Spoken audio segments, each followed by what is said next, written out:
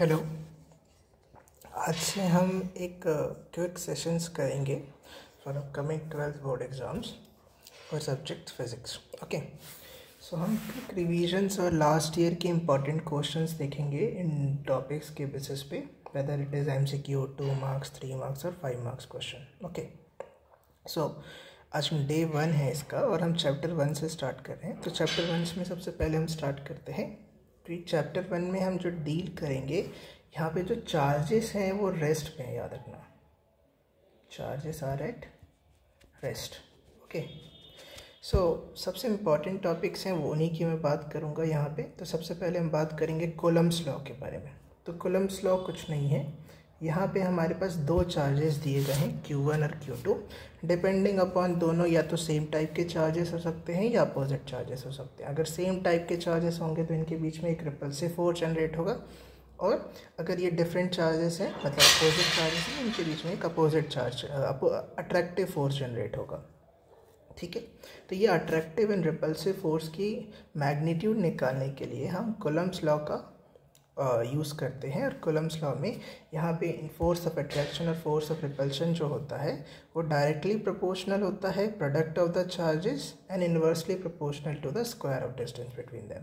तो इस तरीके से इसका जो फाइनल फॉर्मूला आता है वो ये आता है, F = K Q1 Q2 R²। यहाँ पे जो K है वो एक कांस्टेंट है जिसकी वैल्यू क्या है 1/4πε0।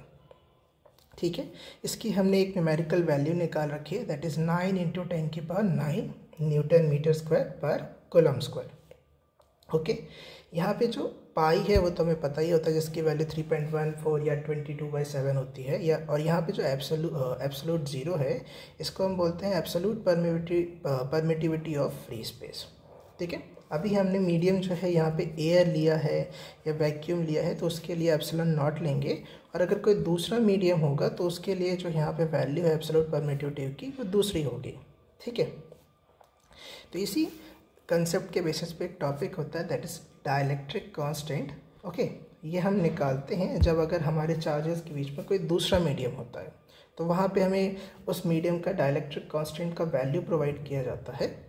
ठीक है, तो यहाँ भी हमारे पास डाइलेक्ट्रिक कांस्टेंट जिसको हम रिलेटिव परमिटिविटी बोलते हैं, इसका फॉर्मूला होता है okay, absolute permittivity of other medium bye absolute permittivity of free space, या हम कूलम्ब्स लॉ के बेसिस पे भी इसको लिख सकते हैं, दैट इज़ अगर मान हमने कूलम्ब्स लॉ निकाला जब मीडियम एयर है, और डिवाइडेड बाय कूलम्ब्स लॉ जब मीडियम कोई दूसरा मीडियम हो। ओके, जैसे कि वाटर ले लिया जाए, ग्लास ले लिया जाए, उसके बेसिस पे। ठीक है, अब जो चार्ज डिस्ट्रीब्यूशन है वो 3 टाइप के होते हैं। ओके, एक होता है लीनियर चार्ज डिस्ट्रीब्यूशन, एक होता है सरफेस चार्ज डिस्ट्रीब्यूशन, एक होता है वॉल्यूम चार्ज डिस्ट्रीब्यूशन। जब हम लीनियर चार्ज डिस्ट्रीब्यूशन की बात करते हैं, लीनियर का मतलब होता है 1 डायमेंशन। अब कोई सा भी डायमेंशन हो सकता है, जैसे कि अगर मैंने यहाँ पे कोई वाई एक्सिस ले लिया, तो अगर इस पूरे वाई एक्सिस, इस पूरी लेंथ पे अगर कोई एक यूनिफॉर्मली चार्ज डिस्ट्रीब्यूटेड है, तो इस पर्टिकुलर को हम बोलेंगे लीनियर चार्ज डिस्ट्रीब्यूशन। ओके, और अगर हम कोई एक एरिया ले लेते हैं, जैसे कि एक रेक्टेंगल ले लिया, और इस रेक्टेंगल पे अगर कोई चार्ज यूनिफॉर्मली डिस्ट्रीब्यूटेड है, तो इसको हम बोलेंगे surface charge distribution. Okay, similarly अगर हम कोई एक 3 डायमेंशन शेप ले लेते हैं, जैसे कि यहाँ पे मैंने एक क्यूब ले लिया, ओके, और इस क्यूब में अगर पूरा का पूरा चार्ज डिस्ट्रीब्यूटेड है इसके पूरे वॉल्यूम पे, तो इसको हम बोलेंगे volume charge distribution. Okay, linear charge distribution को हम यहाँ पे ये, ठीक है, लैम्डा से डोनेट करने की कोशिश करते हैं, विच इज़ Q/L होता है। सरफेस चार्ज डेंसिटी को हम सिग्मा से रिप्रेजेंट करने की कोशिश करते हैं, जिसकी वैल्यू होती है Q/A। वैसे ही वॉल्यूम चार्ज डेंसिटी होता है Q/V। ये कुछ इंपॉर्टेंट टॉपिक्स हैं जिसके ये फॉर्मूलेज यूज़ होते हैं जब हम गॉस लॉ के एप्लीकेशंस को प्रूव करने की कोशिश करते हैं, तो वहाँ पे इनका यूज़ होता है। ओके, ठीक है, तो इस टॉपिक में सबसे पहले हम बात करेंगे इलेक्ट्रिक फील्ड के बारे में। ठीक है, और इलेक्ट्रिक फील्ड की जो स्ट्रेंथ निकालते हैं उसको हम इलेक्ट्रिक फील्ड इंटेंसिटी बोलते हैं। तो सबसे पहले हम देखते हैं कि इलेक्ट्रिक फील्ड क्या है। इलेक्ट्रिक फील्ड एक इमेजिनरी फील्ड है जो एक चार्ज के अराउंड रहती है। अब ठीक है, और उस चार्ज के लिए एक इमेजिनरी फील्ड होगी। इस फील्ड के अंदर कोई दूसरा चार्ज आता है तो उस चार्ज के नेचर के बेसिस पे या तो वो charge force of attraction face करेगा या फोर्स ऑफ रिपल्शन फेस करेगा इस चार्ज के द्वारा। ओके, ठीक है। तो ये लिखा है electric field due to the charge is a space around the charge in which any other charges experiences a force of attraction और रिपल्शन। इस एग्जांपल के तौर पे देखिए, हमारे पास ये चार्जेस है Q1 चार्ज है। इसका ये जो मैंने ब्लैक एक डॉटेड लाइन से बनाया, ये इसका एक इमेजिनरी फील्ड है, जिसको हम इलेक्ट्रिक फील्ड बोलेंगे। इस फील्ड के आउटर रीजन में या इस फील्ड के अंदर में अगर कोई भी चार्ज आता है तो उस चार्ज पे एक फोर्स ऑफ अट्रैक्शन या फोर्स ऑफ रिपल्शन का एक फोर्स लगेगा। वो किसके द्वारा? Q1 के द्वारा। ठीक है, समझ में आ गया। तो अगर हमें देखना है कि यहाँ पे इलेक्ट्रिक फील्ड की इंटेंसिटी कितनी है, तो इसके लिए फॉर्मूला होगा E इज इक्वल्स टू, जो हमने फोर्स यहाँ पे लगाया, फोर्स ऑफ अट्रैक्शन या रिपल्शन, डिवाइडेड बाय जिस चार्ज पे हम लगा रहे हैं। जैसे यहाँ पे कौन से चार्ज पे लगा था? Q0 चार्ज पे लगा था। तो electric field is equals to coulombs force divided by charge, test charge भी बोला जाता है इसको। ठीक है, और इन्हीं फिर हम इलेक्ट्रिक फील्ड की बात करें तो इलेक्ट्रिक फील्ड का जो वैल्यू आता है वो होता है that is Q1 bye R²। Okay, क्योंकि यहाँ पे इलेक्ट्रिक फील्ड जो जनरेट हुआ है वो Q1 चार्ज से हुआ है। ठीक है, और उसका जो रेंज है, उसका जो लिमिट है इलेक्ट्रिक फील्ड का रेंज, उसका रेंज कितना है? R तक है। इसलिए electric field intensity due to a point charge की जब हम बात करेंगे तो उसकी वैल्यू जो होगी KQ1 बाय R² होगी। ठीक है, समझ में आ गया। अब कुछ नहीं करना, इसी वैल्यू को तुम इस इक्वेशन में पुट कर दो। ठीक है, जैसे कि तुम यहाँ पे पुट कर सकते हो। तो यही वैल्यू किसकी इक्वल हो जाएगी? F बाय Q0 के। और Q0 को जब हम वहाँ पुट कर देंगे तो F की वैल्यू क्या हो जाएगी? KQ1 Q0 bye R²। तो इस तरीके से तुम कूलम्ब्स फोर्स की भी वैल्यू निकाल सकते हो। ठीक है, नेक्स्ट टॉपिक जो है इसमें एक सबसे इम्पॉर्टेंट टॉपिक है दैट इज़ इलेक्ट्रिक डायपोल। तो इलेक्ट्रिक डायपोल क्या है? एक सिस्टम है। इस सिस्टम में हमारे पास दो चार्जेस हैं जिनका मैग्नीट्यूड सेम है, मगर इनका डायरेक्शन या इनका जो इनके चार्जेस जो हैं वो अपोजिट है। Two equal and opposite point charges separated by a small distance is called an electric dipole। ठीक है, जब हम इस इलेक्ट्रिक डायपोल का मैग्नीट्यूड निकालने की कोशिश करते हैं, दैट इज़ डायपोल मोमेंट निकालने की कोशिश करते हैं। ठीक है, तो इसकी वैल्यू होती है that is product of either charge. इन दोनों चार्ज में से किसी एक चार्ज का मैग्नीट्यूड ले लिया जाए और इनके बीच का डिस्टेंस जो 2a है, तो इस तरीके से डायपोल मोमेंट जो होता है वो होता है Q × 2a। ओके, ठीक है। सबसे 3 इम्पॉर्टेंट डेरिवेशंस हैं based on electric field. I will say let's go with 5 important points हैं। सो हम एक एक करके इन सारी चीज़ों को देखेंगे और इनको प्रूव कैसे करते हैं ये समझने की कोशिश करेंगे। तो सबसे पहले है electric field intensity in the axial line of a dipole. अब एक्सियल लाइन, जिस एक्सियल लाइन का मतलब क्या होता है? जिस एक्सिस पे हमारा डायपोल है उसी एक्सिस पे इसी एक्सिस के किसी पॉइंट पे अगर कोई टेस्ट चार्ज आ गया हो, ठीक है, तो डायपोल उस टेस्ट चार्ज को किस तरीके से अफेक्ट करेगा, उसका जो नेट इलेक्ट्रिक फील्ड इंटेंसिटी हम निकालेंगे उसको हम बोलते हैं electric field intensity on the axial line of the dipole. Okay, तो यहाँ पे कुछ नहीं किया, हमने एक डायपोल ले लिया है जिसमें जो चार्जेस हैं वो -Q एंड +Q है। डायपोल का सेंटर पॉइंट है O, इनके बीच का जो टोटल डिस्टेंस है 2a है। ठीक है, ओके, वैसे ही यहाँ से यहाँ तक का डिस्टेंस भी क्या होगा? A होगा, और यहाँ से यहाँ तक का डिस्टेंस क्या होगा? A होगा। ठीक है, हमें क्या करना है? इलेक्ट्रिक फील्ड इंटेंसिटी निकालना है पॉइंट P पे, जो सेंटर ऑफ डायपोल से x डिस्टेंस पे है। ठीक है, ये क्लियर हो गया? थोड़ा समझने की कोशिश करते हैं। यहाँ पे जो चार्ज है वो टेस्ट चार्ज है Q0 है। ओके, ये एक पॉजिटिव चार्ज है, तो सीधी सी बात है माइनस Q चार्ज से जो यहाँ पे फोर्स जनरेट होगा वो एक अट्रैक्टिव फोर्स जनरेट होगा जिसको हमने E1 से रिप्रेजेंट किया है। ओके, और जो +Q चार्ज है वो इस टेस्ट चार्ज के ऊपर एक रिपल्सिव फोर्स जनरेट करेगा, उसको हमने E2 से रिप्रेजेंट किया है। अब यहाँ पे हमें देखने की बात है जो E1 और E2 है, ठीक है। उसकी इंटेंसिटी की बात करें तो हमने देखा था इलेक्ट्रिक फील्ड इंटेंसिटी का जब हमने फॉर्मूला लगाया था तो it is inversely proportional to distance, right. तो जितना ज़्यादा डिस्टेंस होगा दो चार्जेस के बीच में उतना ज़्यादा इलेक्ट्रिक फील्ड इंटेंसिटी की वैल्यू कम होगी। तो हमें देख के समझ में आ रहा है यहाँ पे कि E1 जो है वो माइनस क्यू चार्जेस के थ्रू है और E2 जो है वो प्लस क्यू चार्जेस के थ्रू है। ओके, और E1 का जो डिस्टेंस है वो है x प्लस ए और E2 का जो डिस्टेंस है वो है x माइनस ए। तो इस तरीके से डिस्टेंस किसका ज़्यादा है, E1 का ज़्यादा है, तो इसीलिए इलेक्ट्रिक फील्ड इंटेंसिटी किसका ज़्यादा होगा, E2 का ज़्यादा होगा। तो इसीलिए E2 is greater than E1, ठीक है। तो इस पर्टिकुलर पॉइंट पे अगर जब मैं टोटल इलेक्ट्रिक फील्ड इंटेंसिटी निकालने की कोशिश करूँगा E1 और E2 के द्वारा, तो हमारा जो फॉर्मूला आएगा वो होगा ये E is equals to E2 minus E1, ठीक है। क्लियर हो गया। तो अगर हम E1 की पहले वैल्यू निकालें तो E1 की वैल्यू क्या होगी, KQ, और इनके बीच का जो डिस्टेंस है वो क्या है, x प्लस ए, तो x प्लस ए का होल स्क्वायर।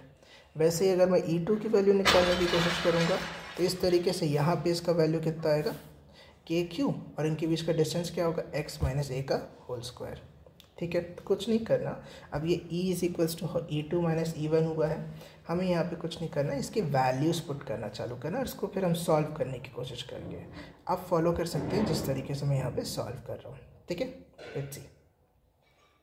तो हमने कुछ नहीं किया, पहले इसकी वैल्यू पुट कर दी, तो दैट इज KQ, उसके बाद आ जाएगा x माइनस ए का whole square minus KQ x plus a का होल स्क्वायर, ठीक है। यहाँ तक कोई प्रॉब्लम है? ओके, तो अब हम यहाँ पे कंटिन्यू करेंगे। तो यहाँ पे कांस्टेंट क्या आ जाएगा, KQ आ जाएगा कांस्टेंट, और ब्रैकेट में क्या बचेगा, 1/x माइन ए का whole square minus 1/x plus a का होल स्क्वायर, ठीक है। हमें ये वाला फॉर्मूला तो उम्मीद है कि पता ही होगा, a square minus b square is equals to क्या होता है, a plus b and a minus b, right. तो वही चीज़ हम यहाँ पे देख रहे हैं कि ये x माइनस ए है और यहाँ पे क्या है, ये x प्लस ए है, ठीक है।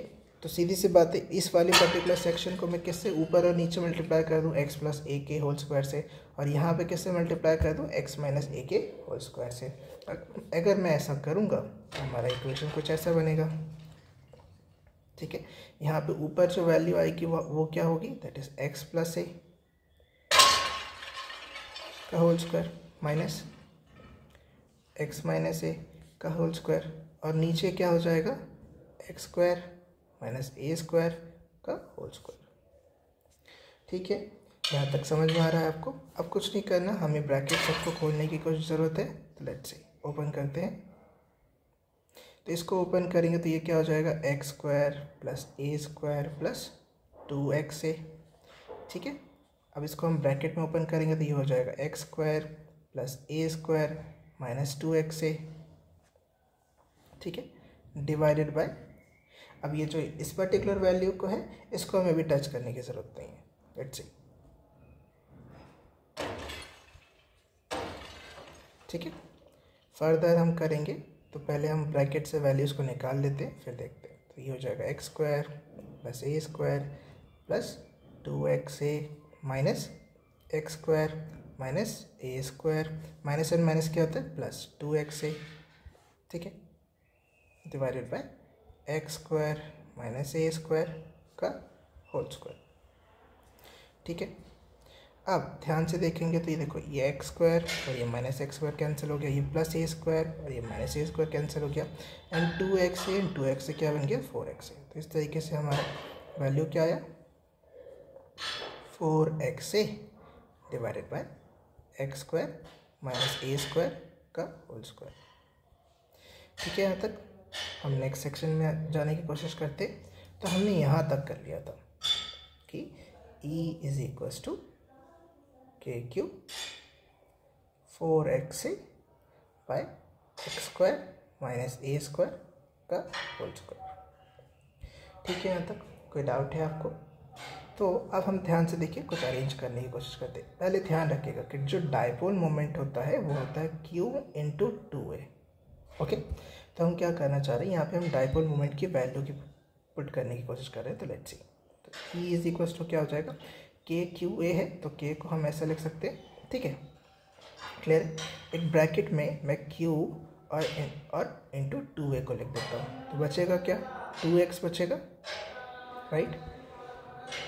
और यहाँ पे क्या बच जाएगा, x square minus a square का होल स्क्वायर, ठीक है। तो ये वैल्यू जब हम यहाँ पे पुट कर देंगे तो यहाँ पे वैल्यू क्या आ जाएगी, that is 2kpx, okay, by x square minus a square का होल स्क्वायर, ठीक है। यहाँ तक ये समझ में आ रहा है आपको, ठीक है। तो एक चीज़ तो हमें समझ में आ गई है कि जो x है वो बहुत ज़्यादा बड़ा है एज़ कम्पेयर टू a, ठीक है। बहुत ज़्यादा बड़ा होने के कारण हम क्या करेंगे, यहाँ पे ध्यान देने की बात है तो कुछ, इसलिए यहाँ पे जो ये a स्क्वायर है that is this one, x square minus a square का होल स्क्वायर है, इसकी वैल्यू जो चेंज हो जाएगी वो कितना हो जाएगा, x की पावर 4। तो इस तरीके से e जो होगा वो होगा हमारा 2kpx बाय x की पावर 4। तो ये कैंसिल होने, x कैंसिल होने के बाद वैल्यू कुछ ऐसा आएगा, ठीक है। तो ये final electric field on electric field intensity at the axial line is equal to क्या होगा, 2kp that is dipole moment by x square, ठीक है, ओके। यहाँ पे जो k जो है वो कांस्टेंट है, इसकी वैल्यू कितनी होगी, दैट इज 1/4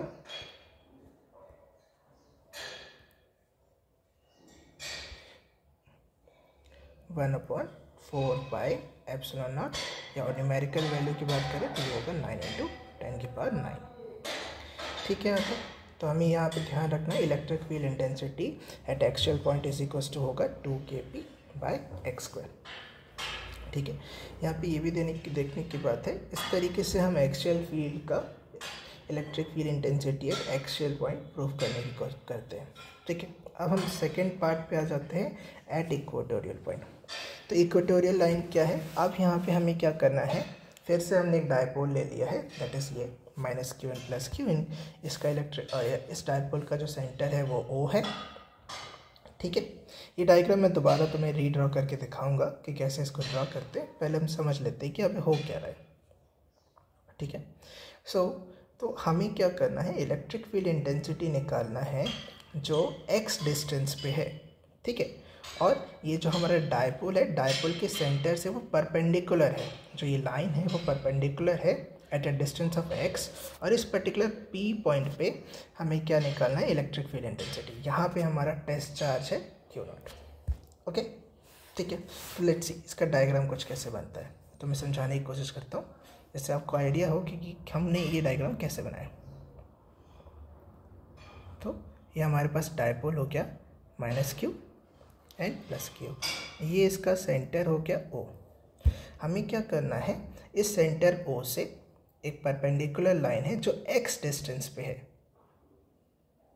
ठीक है। इस पर्टिकुलर पॉइंट पे एक टेक्स्ट चार्ज है Q0, ठीक है। इसी पॉइंट को हमने नाम दिया है P। इसी पॉइंट पे हमें क्या निकालना है, इलेक्ट्रिक फील्ड इंटेंसिटी निकालनी है, ठीक है, समझ में आ रहेगा। तो टेस्ट चार्ज जो है वो एक पॉजिटिव है, तो Q के द्वारा जो हम इसके बेसिस पे करेंगे तो इस तरीके से हम देखें, तो -q के द्वारा जो यहाँ पे इलेक्ट्रिक फील्ड इंटेंसिटी होगी, मतलब इलेक्ट्रिक फील्ड जो होगी वो अट्रैक्टिव होगी, तो अट्रैक्टिव होगी तो उसको हमने डिनोट किया है E1 से, ओके, क्लियर है। और जो +q है वो जो यहाँ पे इलेक्ट्रिक फील्ड लगाएगा, ये फोर्स ऑफ अट्रैक्शन लगाएगा, वो कैसा लगाएगा, एक रिपल्सिव लगाएगा। तो इस तरीके से इलेक्ट्रिक फील्ड का जो यहाँ पे जो डायरेक्शन जनरेट होगा वो कुछ ऐसा होगा, दैट इज E2, ठीक है, क्लियर है। तो यहाँ पे जो एंगल बन रहा है ये दो इलेक्ट्रिक फील्ड का एक्सियल लाइन से, वो एंगल कितना है, थीटा है, क्लियर हुआ यहाँ तक, समझ में आ रहा है। अब हम कुछ नहीं करेंगे, इस P से एक पैरेलल लाइन खींचेंगे, जो ये हमारा जो डायपोल है AB, जो डायपोल है इसके पैरेलल है, तो ये एक पैरेलल लाइन है, ठीक है। क्योंकि इलेक्ट्रिक फील्ड एक वेक्टर क्वांटिटी है तो कुछ नहीं करेंगे, क्योंकि ये लाइंस पैरेलल है तो ये यहाँ पे क्या हो जाएगा, ये करस्पॉन्डिंग एंगल हो जाएगा, तो ये भी थीटा होगा और ये भी थीटा होगा, ये करस्पॉन्डिंग एंगल और ये तुम्हारा हो जाएगा अल्टरनेट इंटीरियर एंगल। इस तरीके से ये दोनों वैल्यूज़ थीटा के इक्वल हो जाएंगी। ठीक है, अब कुछ नहीं करना, हमारे पास जो दो इलेक्ट्रिक फील्ड है E1 और E2, इसको हम क्या करेंगे, रिजॉल्व करने की कोशिश करेंगे, इसके वेक्टर कंपोनेंट्स निकालेंगे। तो पहले मैं E1 का निकालूंगा, तो जो थीटा के साथ होता है वो क्या हो जाएगा, E1 cos थीटा, और जो दूसरा वाला होगा वो क्या होगा, that is this one, E1 sin theta. Clear है। सिमिलरली जब मैं E2 का कंपोनेंट निकालूंगा तो वो क्या होगा, E2 cos थीटा, और जब मैं इसका दूसरा sin थीटा वाला वैल्यू निकालूंगा तो वो होगा E2 sin थीटा। ठीक है, यहाँ तक कोई डाउट है। जब हम डिस्टेंस की बात करें तो देखिए ये परपेंडिकुलर है, ठीक है, और यहाँ से यहाँ तक का जो डिस्टेंस है वो क्या है, a है, और यहाँ से यहाँ तक का डिस्टेंस भी क्या है, a है। ठीक है, तो हम देख के समझ रहे हैं कि जो दो ट्राइंगल्स हैं ये POA एंड POB एक दूसरे के कॉन्ग्रुएंट हैं। ठीक है, तो सिमिलरली A से P तक का डिस्टेंस और P से B तक का डिस्टेंस वो सेम होगा। ठीक है, क्लियर है। तो हम पाइथागोरस थ्योरम लगाएंगे और इनके बीच का जो डिस्टेंस होगा वो आएगा √x² + a²। सिमिलरली यहाँ पे भी वैल्यू आएगा √x² + a²। ठीक है, तो इसीलिए जब हम E1 और E2 की वैल्यू निकालने की कोशिश करते हैं, E1 और E2 की, ठीक है, क्लियर है, तो हमें ध्यान देना है कि E1 हो या E2 हो, दोनों सेम होगा। मैग्नीट्यूड की बात कर रहे हैं हम, अभी इसके डायरेक्शंस को इंक्लूड नहीं करने की कोशिश कर रहे हैं। तो क्योंकि इनका डिस्टेंस सेम है, दोनों का चार्ज का मैग्नीट्यूड भी सेम है, इसलिए इसकी वैल्यू आती है KQ। और जब हम इस अंडर की वैल्यू रखेंगे तो होल स्क्वायर क्या करेगा, अंडर को कैंसिल कर देगा, इसलिए इसकी वैल्यू सिर्फ आएगी x² + a²। यहाँ तक समझ में आया आपको। ठीक है, तो मुझे उम्मीद है कि आपको equatorial electric field intensity at equatorial line of the dipole कैसे निकालना है ये आपको बनता होगा। ठीक है, समझ में आ गया। तो हमें ये बात ध्यान रखना है कि हमें इसको प्रूफ कैसे करना है। ठीक है, तो अब हम आगे देखेंगे, तो ध्यान देखो, तो यहाँ पे देख रहे हैं क्योंकि E1 और E2 इसका मैग्नीट्यूड सेम है, तो इसीलिए ये E2 sin थीटा, और क्योंकि थीटा भी सेम है तो E2 sin theta and E1 sin theta दोनों अपोजिट डायरेक्शन में, तो एक दूसरे को कैंसिल आउट कर देंगे, और E2 cos थीटा और E1 cos थीटा जो है वो सेम डायरेक्शन में है, तो दोनों को ऐड ऑन कर लेंगे। तो इस तरीके से जो हमारा टोटल इलेक्ट्रिक फील्ड आएगा वो क्या होगा, E1 cos theta plus E2 cos theta which is equals to क्या हो जाएगा, 2E cos थीटा। ठीक है, यहाँ तक क्लियर है। इस डायग्राम से हम cos थीटा की वैल्यूज़ भी निकालते हैं। तो देखो cos थीटा क्या होता था, बेस अपॉन हाइपोटेनस। ठीक है, तो यहाँ पे जो बेस है वो क्या है, a है। ठीक, क्लियर है, और जो हाइपोटेनस है वो क्या है, √x² + a²। तो ये ध्यान रखना, ये हमारा cos थीटा का वैल्यू है जो हम यहाँ पे पुट करेंगे। ठीक है, तो कुछ नहीं करना, हमने वही किया है, हम यहाँ पे e की वैल्यू पुट कर देंगे, तो ये हो जाएगा 2e, और इसकी वैल्यू हो जाएगी KQ/x² + a²। ठीक है, और cos थीटा की वैल्यू पुट कर देंगे तो वो आ जाएगा a/√x² + a²। ठीक है, यहाँ तक कोई डाउट है? तो अब हम आगे बढ़ने की कोशिश करते हैं। ठीक है, हम अगर अंडर रूट को पावर के पॉइंट पे देखें तो वो क्या होगा, 1/2 होगा, और यहाँ पे वैल्यू क्या है, 1/1 है, और देखिए दोनों का बेस जो है x² + a² सेम है, तो पावर क्या हो जाएंगे, ऐड हो जाएंगे। तो इस तरीके से e क्या होगा, 2KQ, अब यहाँ पे वैल्यू क्या हो जाएगी, a, और नीचे वैल्यू क्या हो जाएगा, x² + a² की पावर। देखिए 1 + 1/2 जो होता है वो होता है 3/2, तो इस तरीके से यहाँ पे वैल्यू क्या आ गई, 3/2। ठीक है, क्लियर हो गया। अब लास्ट टाइम फिर से मैंने बताया था कि जो हमारा डायपोल मोमेंट होता है वो क्या होता है, Q × 2a। तो हमारे पास Q भी है और 2a भी है, तो इस तरीके से यहाँ पे डायपोल आ जाएगा। तो यहाँ पे वैल्यू क्या आ जाएगी, K, ये डायपोल, नीचे वैल्यू क्या होगा, दिस x² + a² की पावर 3/2। ठीक है, यहाँ तक समझ में आया। अब फिर से हम वही चीज़ कंसिडर करेंगे, क्योंकि जो हमारा जो इक्वेटोरियल पॉइंट का जो डिस्टेंस है वो सेंटर ऑफ डायपोल से वो उसको हम x बोलते हैं, ठीक है, क्लियर है। तो यहाँ पे x जो है वो बहुत बड़ा है as compare to a, clear. तो इसीलिए हम क्या करेंगे, इस पर्टिकुलर वैल्यूज़ को चेंज करने की कोशिश करेंगे, ठीक है, क्लियर होगा। तो चेंज कैसे होगा इसको मैं समझाता हूँ। तो देखिए x² + a² 3/2 जो चेंज हो जाएगा वो चेंज होके होगा x² की पावर 3/2। अब ये 2 और 2 कैंसिल कर देंगे तो यहाँ पे इसकी वैल्यू कितनी आ जाएगी, x³ आ जाएगी। तो इस तरीके से हमारा इलेक्ट्रिक फील्ड किसके इक्वल होगा, k dipole moment by x³। समझ में आया, क्लियर हुआ। तो ये हमारा फाइनल वैल्यू था electric field intensity at equatorial point. यहाँ पे ध्यान रखना है कि k की वैल्यू होगी 1/4πε0 और न्यूमेरिकल वैल्यू होगी 9 × 10⁹ p हमारा डायपोल मोमेंट है और x जो है वो सेंटर ऑफ डायपोल से जिस पॉइंट पे हमें इलेक्ट्रिक फील्ड इंटेंसिटी निकालनी है उसके बीच का डिस्टेंस है, ठीक है, ये समझ में आ गया। मगर हमारे यहाँ पे देखने की ज़रूर बात है, ये इक्वेटोरियल के लिए है, ओके, क्लियर है। तो इक्वेटोरियल के लिए है, ओके, तो इसको मैं EQ से रिप्रेजेंट करता हूँ। जो और हमारा जो एक्सियल का वैल्यू आया था वो क्या था, 2k dipole moment by x³, right. Check करना चाहते हैं तो आप चेक कर सकते हैं। लेट्स सी, ये देखिए, क्लियर। देखिए x की पावर 4 था, सॉरी हमने यहाँ मिस्टेक कर दी है, तो this is 3 and this is 3, okay, ठीक है। तो हमारे पास ये दो वैल्यूज़ आ गई, एक्सियल एंड इक्वेटोरियल। और जब हम दोनों को हम कंपेयर कर रहे हैं तो हमें ये देख के समझ में आ रहा है कि electric field intensity on axial point is 2 times of electric field intensity at equatorial point. ये बात भी हमें ध्यान रखना है, ये जो बहुत इंपॉर्टेंट है न्यूमेरिकल्स सॉल्व करने के लिए, ठीक है, क्लियर हो गया। या अगर इनके बीच में हम रेशियो निकालेंगे तो वो वैल्यू आएगी 2/1, ठीक, ओके।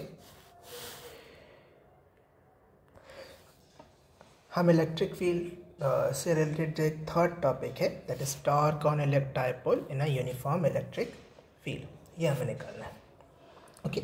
तो सबसे पहले हम समझेंगे कि ये टॉर्क होता क्या है, ये जनरेट कैसे होता है, इसके बारे में हम समझते हैं। तो देखिए ये जो डायग्राम है यहाँ पे कुछ नहीं है, हमारे पास एक यूनिफॉर्म इलेक्ट्रिक फील्ड है। यूनिफॉर्म इलेक्ट्रिक फील्ड के लिए हम ऐसे लाइंस का यूज़ करते हैं, पैरेलल लाइंस का, okay, for uniform electric field. अब इस यूनिफॉर्म इलेक्ट्रिक फील्ड में हमारे पास डायपोल है, ए बी डायपोल है, ठीक है, और जो ये यूनिफॉर्म इलेक्ट्रिक फील्ड से थीटा का एंगल बना रहा है, ठीक।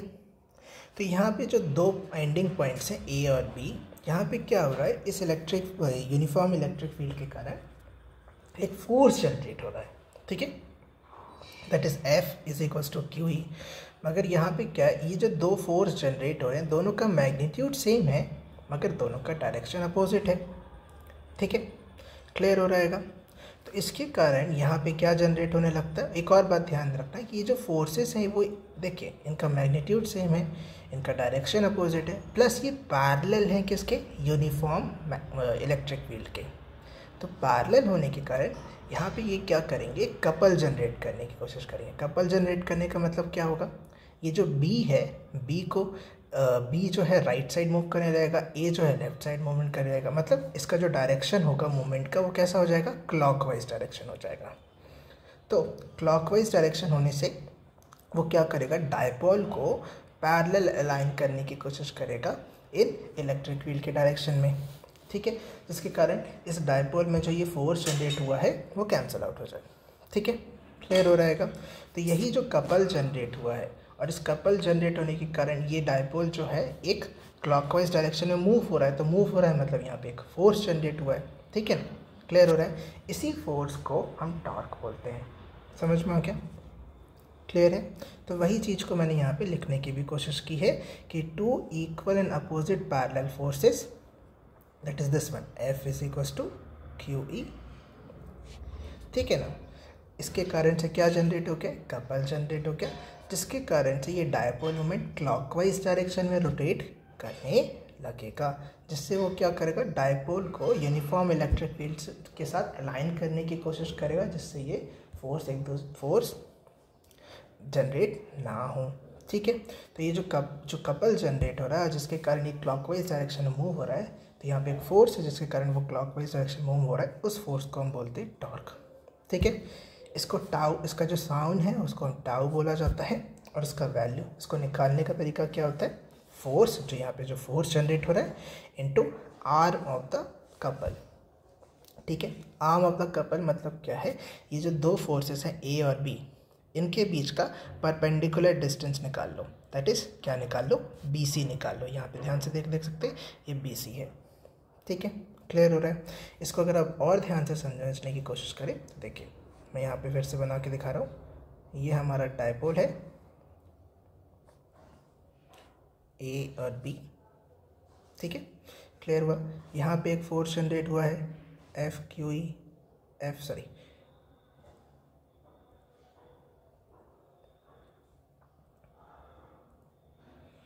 Is equals to QE। Similarly यहाँ पे भी एक फोर्स जनरेट हुआ है। ओके, ठीक है, क्लियर हो रहा है। प्लस अगर मैं इसको थोड़ा सा वो कर दूँ, तो ये जो एंगल है इलेक्ट्रिक फील्ड के साथ वो क्या बना रहा है, थीटा। तो कुछ नहीं करना, ये B पॉइंट से हम एक परपेंडिकुलर लाइन ड्रॉ करेंगे जो इस लाइन को मीट करेगा। ठीक है, इसी पॉइंट, मीटिंग पॉइंट को मैंने नाम C दिया है, तो इसी को हम बोलते हैं आर्म ऑफ द कपल। ये BC हमें निकालना है। ठीक है, क्लियर है। तो देखो हमारे पास इस 2A की वैल्यू है, हमें निकालना क्या है, BC। ठीक है, समझ में आ गया। तो इसको क्या बोलेंगे, ध्यान से देखो, इसके थीटा के सामने ये हो जाएगा परपेंडिकुलर और ये हाइपोटेन्यूज, तो यहाँ पे हम क्या निकालेंगे, साइन थीटा निकालेंगे। तो जब तुम साइन थीटा निकालोगे तो हमको BC मिल जाएगी, और इसका जो हाइपोटेन्यूज होगा 2A। तो इस तरीके से BC इज इक्वल टू क्या हो जाएगा, 2A साइन थीटा। क्लियर हुआ, समझ में आया कि हम कैसे इसको निकालने की कोशिश कर रहे हैं। तो कुछ नहीं है, इसी वैल्यू को हम यहाँ पे पुट कर देंगे। तो जो टॉर्क है वो क्या है, F इंटू BC। F की वैल्यू कितनी थी, QE, और BC की वैल्यू कितनी है, that is 2A sine theta. ठीक है, हमें याद होगा कि हमें पहले से ही पता है कि जो डायपोल मोमेंट होता है वो क्या होता है, Q इंटू 2A। तो हमारे पास Q भी है, 2 भी है, तो इस तरीके से यहाँ पे क्या आ जाएगा, डायपोल मोमेंट आ जाएगा PE, और यहाँ पे क्या क्या, साइन थीटा। ठीक है, तो ये हमारा टॉर्क का वैल्यू हो गया। समझ में कैसे टॉर्क निकालते हैं। Okay, so torque on a dipole in a uniform electric field. तो ये इस तरीके से हम इसका प्रूफ करते हैं। बहुत सिंपल सा प्रूफ है, हार्डली आपको 3 से 4 मिनट लगेगा, प्रॉपरली आप इसको कर प्रैक्टिस अगर कर लेंगे तो।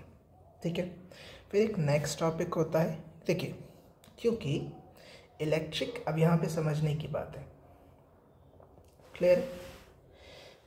ठीक, तो एक और टॉपिक है, 2 टॉपिक्स और बचे हैं जिसके बारे में हमें यहाँ पे देखने की बात है।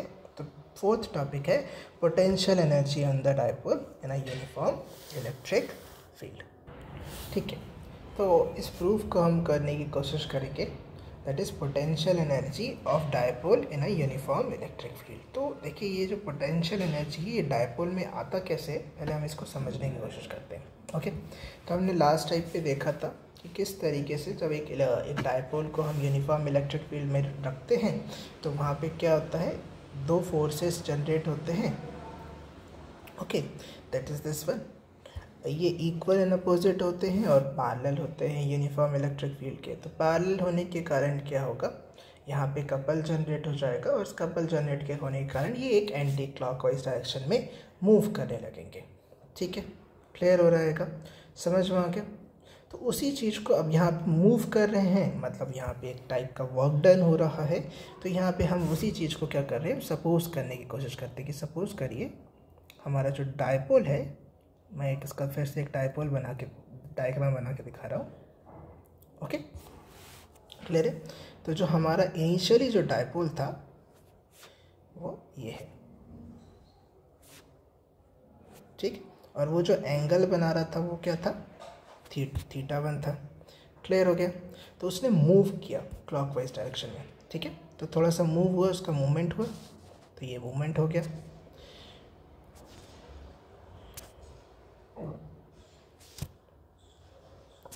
और अब जो वो एंगल बना रहा है वो है थीटा 2। तो इस तरीके से इसने कुछ small amount of degree movement किया है, ठीक है। तो यहाँ पे हमें ध्यान देने की बात है, यहाँ पे जो टॉर्क फोर्स जनरेट हुआ था, जो टॉर्क है उसकी वैल्यू हमने लास्ट टाइम निकाली थी, that is this P is dipole moment, E is electric field, uniform electric field जो हम यहाँ पे यूज़ करें, और ये sine theta, P is sine theta. Okay, तो यहाँ पे क्योंकि मूवमेंट हुआ है, ठीक है, क्लियर हुआ है। तो जो ये स्मॉल अमाउंट का जो मूवमेंट हुआ है, एंगुलर मूवमेंट हुआ है, यहाँ पे एंगुलर डिस्प्लेसमेंट हुआ है, तो यहाँ पे इस तरीके से स्मॉल अमाउंट का वर्क डन भी होगा। तो ये स्मॉल अमाउंट का वर्क डन किसके इक्वल होगा, जो यहाँ पे फोर्स था, फोर्स कौन सा है, दैट इज टॉर्क, और इस करंट से हमने स्मॉल एंगल से मूवमेंट किया है, ठीक है। तो यहाँ पे ध्यान रखना है, क्लियर। तो कुछ नहीं करना, अब हम जो पूरा क्लॉकवाइज डायरेक्शन होगा, तो यहाँ पे हमने दो एंगल्स ले लिया है, तो यहाँ पे कितना वर्क डन जनरेट हुआ है उसको हम कैलकुलेट करने की कोशिश करते हैं। तो हम कुछ नहीं करेंगे, दोनों जगह पे इंटीग्रेशन कर देंगे, और यहाँ पे इसकी इंटीग्रेशन की लिमिट क्या हो जाएगी, थीटा 1 to थीटा 2, ठीक है। Okay, so integration of D W क्या हो जाएगा, डब्ल्यू हो जाएगा। देखिए इंटीग्रेशन जो है, अब यहाँ पे पाई के पहले इसकी वैल्यूज पुट कर दीजिए, तो ये कुछ ऐसा होगा, थीटा 1 to थीटा 2, यहाँ पे वैल्यू हो जाएगी P E sine theta D theta. तो डायपोल मोमेंट और इलेक्ट्रिक फील्ड जो है कांस्टेंट की तरह काम करेंगे, तो वो बाहर आ जाएंगे लिमिट के। ये theta 1 to theta 2 sine theta D theta हो जाएगा, ठीक है, क्लियर है। हमें ये ध्यान रखना है, that is integration of sine theta D theta जो होता है वो होता है माइनस कॉस थीटा। ओके, तो इस वैल्यू का हम यहाँ पे यूज़ कर रहे हैं, ठीक। तो देखिए, सो इस तरीके से जो वर्क डन होगा वो होगा डायपोल मोमेंट, इलेक्ट्रिक फील्ड, यहाँ पे ब्रैकेट के अंदर वैल्यू हो जाएगी माइनस कॉस थीटा, इंटीग्रेशन होने के, और लिमिट जो था वो होता थीटा 1 to थीटा 2, ठीक है। यहाँ तक क्लियर है।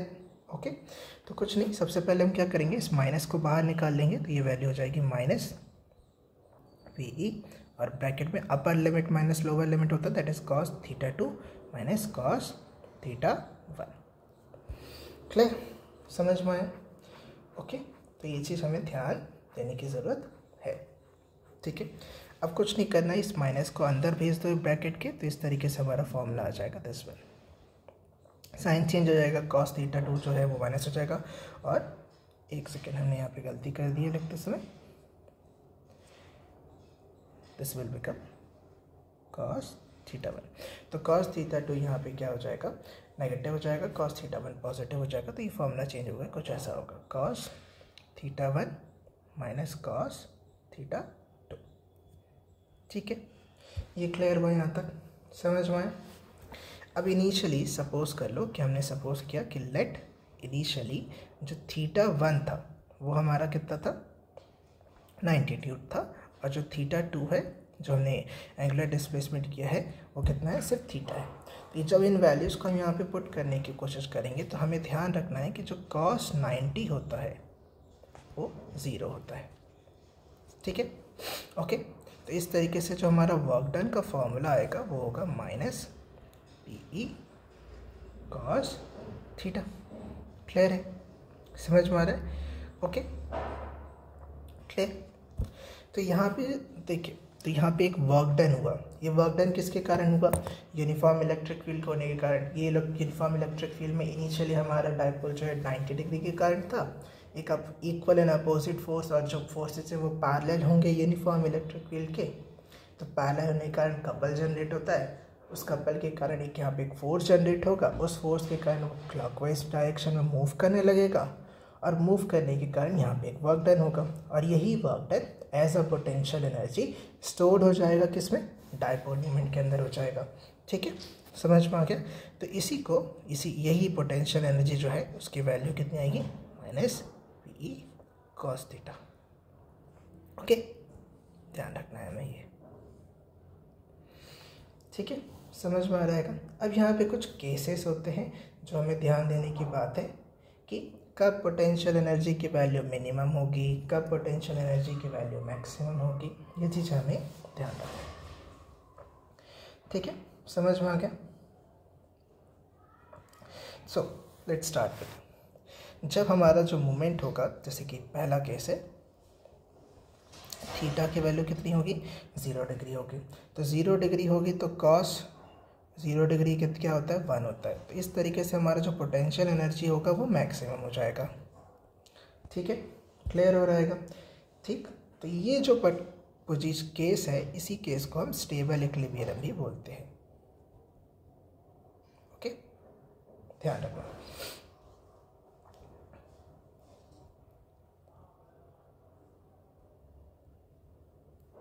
ओके, ठीक है। यहाँ तक दूसरा केस जो है, जब थीटा इज इक्वल टू क्या होगा, 90 डिग्री होगा। तो 90 डिग्री के होने के कारण क्या होगा, कॉस 0 डिग्री जो है वो यहाँ पे क्या हो जाएगा, सॉरी कॉस 0 की बात करें, कॉस 90 डिग्री जो है वो क्या होता है, हमारा 0 होता है। तो इस तरीके से जो हमारा पोटेंशियल एनर्जी है वो कितना हो जाएगा, 0 हो जाएगा। ठीक है, ये हमारा मिनिमम केस है, सबसे मिनिमम वैल्यू आती है। और थर्ड केस में जब हम बोले कि थीटा इज इक्वल टू क्या है, 180 डिग्री है।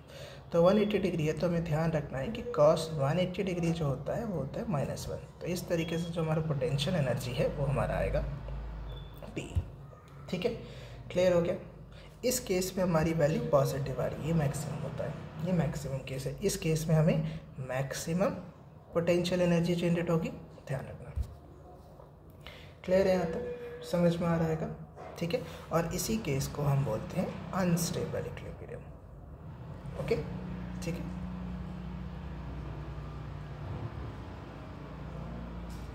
ठीक है, तो ये 2-3 केसेस हैं, हमें ध्यान देने की ज़रूरत है।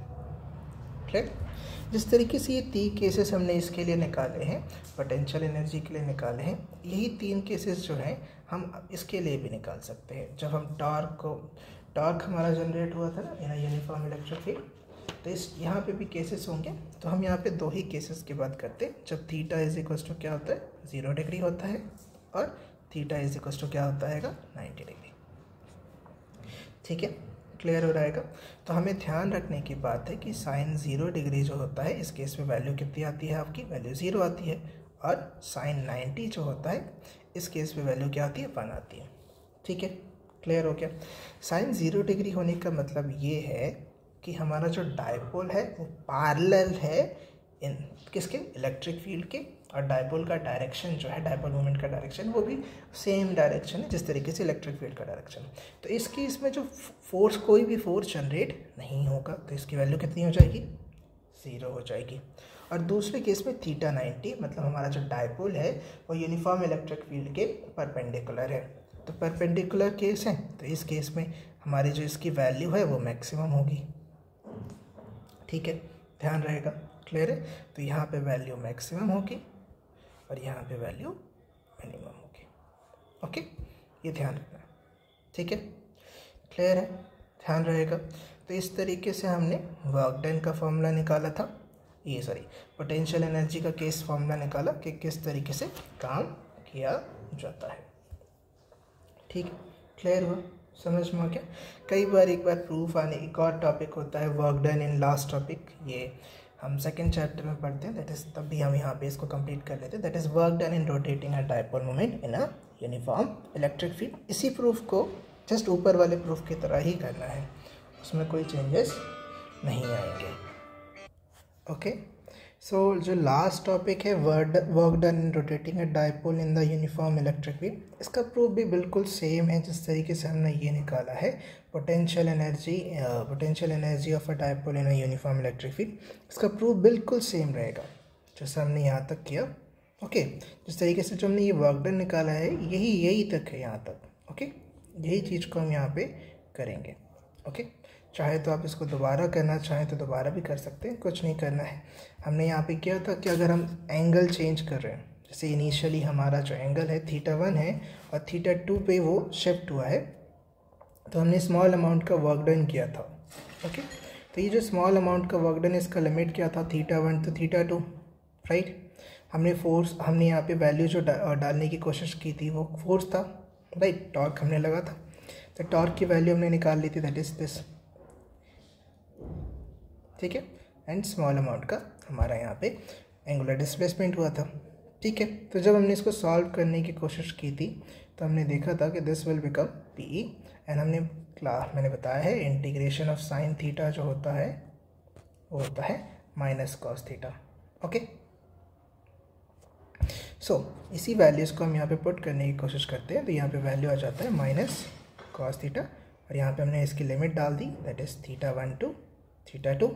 जब हम वैल्यू पुट कर देते हैं तो ये माइनस हमने बाहर निकाल लिया, तो ये आ गया माइनस पी, और ब्रैकेट के अंदर क्या आ जाता है कॉस θ2 माइनस कॉस θ1, और इस माइनस को जब हम अंदर भेज देते हैं तो ये वैल्यू जो होती है वो होती है that is this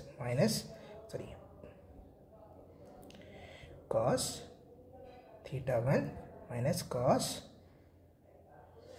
θ2, okay. Initially मैंने बोला था कि अगर मैं θ1 को 90 डिग्री ले लेता हूँ और θ2 को मैं सिर्फ थीटा लेता हूँ, तो जो हमारा वर्क डन है वो हो जाता है that is this one P, okay. हमें ये ध्यान रखना है, ये वैल्यूज़ अगर हम ध्यान नहीं रखेंगे तो हमें ये चीज़ प्रॉब्लम में क्रिएट करेगी, ठीक है। तो अगर मैं ऐसा कर रहा था, जब मैंने इसको वैल्यू रखा तो हमें ध्यान रखना है कि जो दिस वन कॉस 90 जो होगा वो क्या होता है, ज़ीरो होता है, ठीक है। ये ज़ीरो हो जाता है तो हमारा वैल्यू कितना आता है माइनस पी कॉस थीटा आता है, और यही हमारा पोटेंशियल एनर्जी था, ठीक है। क्लियर हो रहेगा। जब मैं वर्क डन की बात कर रहा हूँ, जब हम वर्क डन के केसेस में आते हैं तो हमें यहाँ पे ध्यान देने की बात है, ठीक है। ये क्लियर ध्यान रखना, ओके, ठीक है। तो वर्क डन के केसेस में जो हमारा फाइनल फॉर्मूला होगा उसमें हम चेंजेस क्या करते हैं कि जो θ1 है वो हमारा 0 डिग्री है और θ2 जो है वो हमारा 0 है, तो इसलिए हमारा cos 0 डिग्री यहाँ पे क्या आ जाएगा, ठीक है, दैट इज़ 1 हो गया।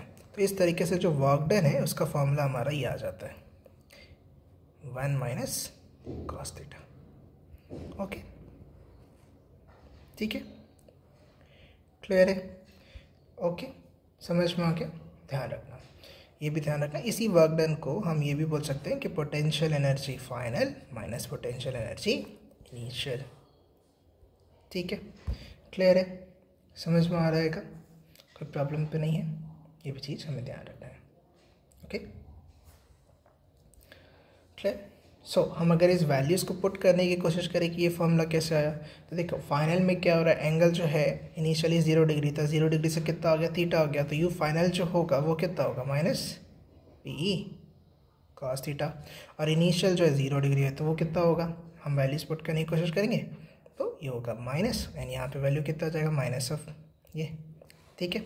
सॉल्व कर लिया तो देखो माइनस माइनस क्या हो जाएगा, प्लस हो जाएगा, तो this will like this, okay, ठीक है। सो हम यहाँ पे डायपोल मोमेंट और ये कांस्टेंट कर लें तो ये वैल्यू आ गया, ठीक है, समझ में आ गया। ध्यान रखना, ये हमारा फाइनल फॉर्मूला है work done in rotating a dipole from θ1 to θ2 in a uniform electric field. तो ये सारे के सारे डेरिवेशंस हैं with respect to electric field, ठीक है। ध्यान रखना है, इसमें से जनरली जो है एक्सियल, इक्वेटोरियल या टॉर्क का प्रूफ आता है, ठीक है। नेक्स्ट टाइम पे हम लास्ट 3 इयर्स में जो जो न्यूमेरिकल्स आए हैं इस टॉपिक से रिलेटेड वो मैं एक्सप्लेन करूँगा नेक्स्ट वीडियो में, ओके।